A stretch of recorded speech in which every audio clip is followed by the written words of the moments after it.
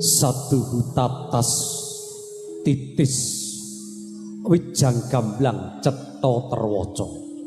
tumata datan tumangsuh kaduk ruruh angarah pra sabda pangandika panjenenganipun Bapa Sugiyanto minangka sulih sarita sinambeting raga gantosing wicara keluarga Gung Kadang Besan Sutresna panjenenganipun Bapa Sarjo piwah Ibu Tugini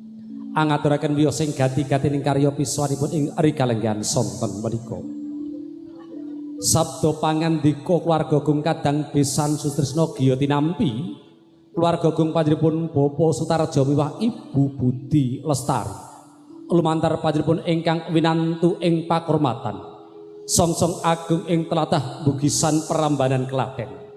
panjenenganipun Bapa Heru Nugroho minangka sulih sarira sinambeting raga gantosing wicara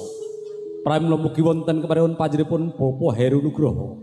linggar saking palenggahanira tumuju mring sasana Pandhayawa loka mangsa kanthi sagunging pakurmatan kaaturaken sumung mugi wonten keparipun panjenenganipun Bapa Sutarjo miwah Ibu Budi Lestari anjajari jumenipun Bapa Heru Nugroho.